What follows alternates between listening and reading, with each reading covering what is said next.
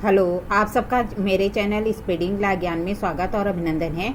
मैं आज आपको भारतीय नागरिक सुरक्षा संहिता 2023 से कुछ इम्पॉर्टेंट क्वेश्चन सॉल्व कराने जा रही हूँ, जो प्री के लिए बहुत ही इम्पॉर्टेंट है। जैसा कि आपको पता है कि एपीओ में अब जो है आपको दंड प्रक्रिया संहिता 1973 नहीं आएगा। अब जो है भारतीय नागरिक सुरक्षा संहिता 2023 आएगा, इसलिए बहुत ही इंपॉर्टेंट क्वेश्चन है। आप लास्ट तक देख लीजिएगा। अगर वीडियो अच्छी लगती है प्लीज़ लाइक करिए, सब्सक्राइब करिए, कमेंट करिए, शेयर करिए, साथ ही बेल आइकन दबा दीजिए ताकि कोई भी नोटिफिकेशन आपको तुरंत ही मिल जाए। पहला क्वेश्चन है कि सही सुलेमित युग्म है। क्या कह रहा है कि क्या सही सुलेमित युग्म है। एक है अग्रिम जमानत, तो धारा 482 ये सही है, क्योंकि अग्रिम जमानत के बारे में जो है 482 में दिया गया है, 482 में दिया गया है। फिर अजमानती अपराध में जमानत 480 में है, 480 में है, ये भी सही है। जमानत के बारे में उच्च न्यायालय की सख्ती जो है ये 483 में है, 483 में है, ये भी सही है। तो डी वाला ऑप्शन सही होगा, क्योंकि अग्रिम जमानत 482 में है, अजमानती अपराध में जमानत 480 में है, जमानत के बारे में उच्च न्यायालय की सख्ती 483 में है। तो डी वाला ऑप्शन सही होगा। आगे क्वेश्चन है कि सही सुलेमित युग्म है। परिसीमा काल 513 सही है। उच्च न्यायालय के समक्ष विचारण ये 520 में है, ये भी सही है।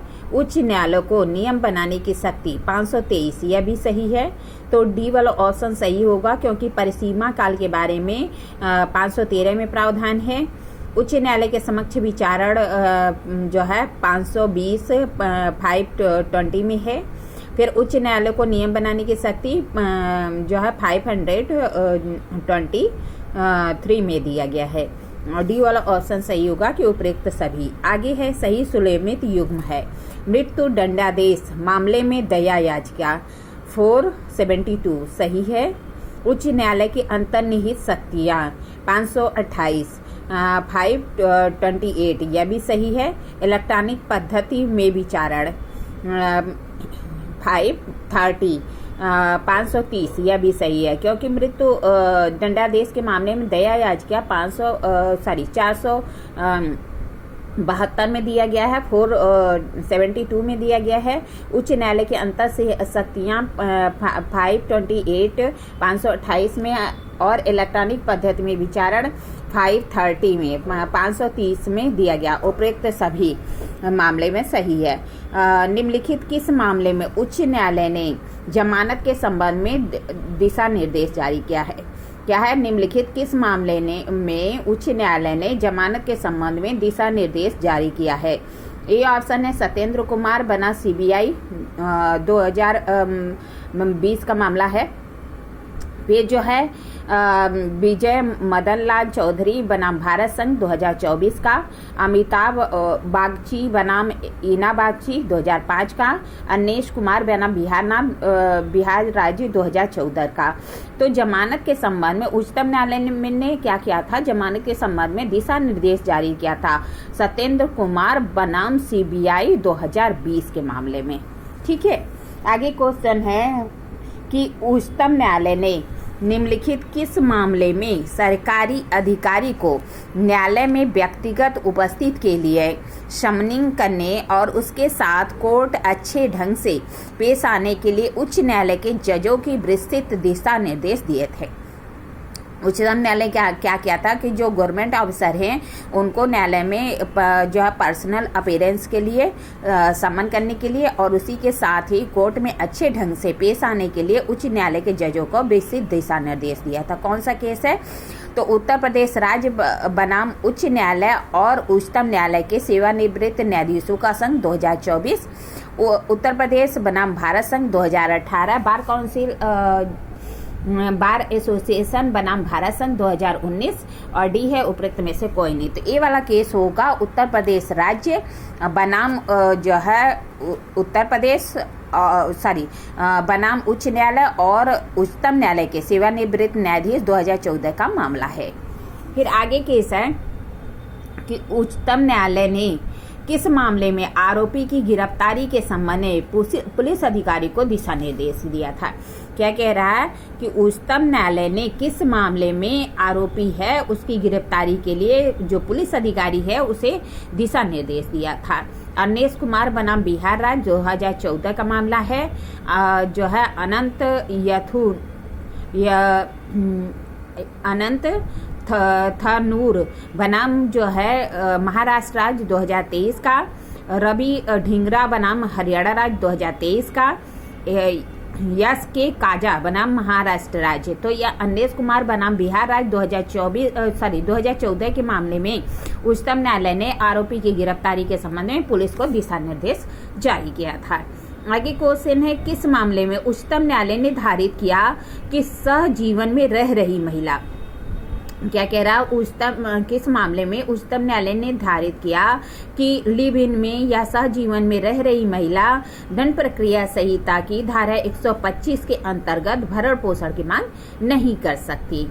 रूपेश कुमार बनाम सिक्किम राज्य 2023, चरणजीत सिंह बनाम उत्तराखंड राज्य 2023, ललित टोपो बनाम झारखंड राज्य 2019 और जो है माहेश्वरी बनाम यादव बनाम बिहार राज्य 2023। तो सी वाला ऑप्शन सही है। ललित जो है टोपो बनाम झारखंड राज्य का मामला है।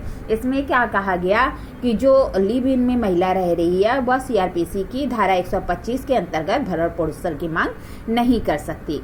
आगे क्वेश्चन है कि एक पुरुष एक महिला बिना विवाह किए एक साथ रह रहे हैं, यह अनैतिक और अवैध नहीं है। यह संविधान के अनुच्छेद 21 के अंतर्गत जीवन का अधिकार में आता है। क्या कह रहा है कि किस मामले में कहा गया कि एक पुरुष और महिला बिना विवाह के एक साथ रह रहे हैं, यह अनैतिक या अवैध नहीं है। यह संविधान के अनुच्छेद 21 के अंतर्गत जीवन के अधिकार में आता है। ए है जो है खुशबू बनाम अनिया अमल 2010 का। फिर दूसरा है रितु छाबरिया बनाम भारत संघ 2023 का। सी है कौशल किशोर बनाम उत्तर प्रदेश राज्य 2023 का। डी है शक्ति भोग फूड इंडस्ट्री लिमिटेड बनाम सेंट्रल बैंक ऑफ इंडिया 2023 का। तो ए वाला केस होगा खुशबू बनाम अनिमल का मामला है। फिर जो है आगे केस है, उच्चतम न्यायालय ने किस मामले में धारित किया कि दुर्विवाह शून्य अवैध दंडनीय है लेकिन अनैतिक नहीं। क्या कह रहा है कि उच्चतम न्यायालय ने किस मामले में धारित किया कि दुर्विवाह शून्य है, अवैध है, वायर्ड है, इलीगल है, पनिशेबल है लेकिन जो है अनैतिक जो है नहीं है।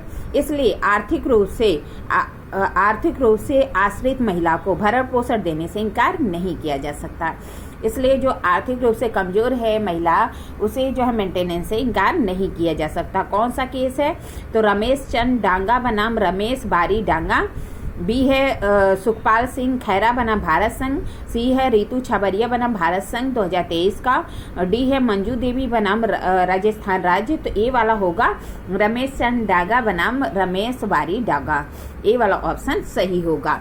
आगे क्वेश्चन है कि उच्चतम न्यायालय ने किस मामले में धारित किया कि हाउस अरेस्ट दंड प्रक्रिया संहिता की धारा 167 के अंतर्गत अभिरक्षा के समान है और आरोपी कानूनी जमानत का हकदार होता है। क्या कह रहा है? उच्चतम न्यायालय ने किस मामले में धारित किया कि जो हाउस अरेस्ट है वह दंड प्रक्रिया संहिता की धारा 167 के अंतर्गत अभिरक्षा के समान है और आरोपी कानूनी जमानत का हकदार होता है। एक केस है कि ममता सलेन चंद्र बनाम उत्तराखंड राज्य 2024, जो है जोसफ सलवा राज बनाम गुजरात राज्य 2024, गौतम नवलखा बनाम राष्ट्रीय जांच एजेंसी 2021, इमुमलाई बनाम एम कमला 2023। तो इसी वाला ऑप्शन सही होगा गौतम नवलखा बनाम जो है राष्ट्रीय जांच एजेंसी 2021 का मामला है। इसी तरह मैं आपको और भी क्वेश्चन सॉल्व कराऊंगी। अभी के लिए इतना ही। अगर आपको वीडियो अच्छी लगती प्लीज़ लाइक करिए, सब्सक्राइब करिए, कमेंट करिए, शेयर करिए, साथ ही बेल आइकन दबा दीजिए ताकि कोई भी नोटिफिकेशन आपको तुरंत मिल जाए। ठीक है, धन्यवाद। Thank you.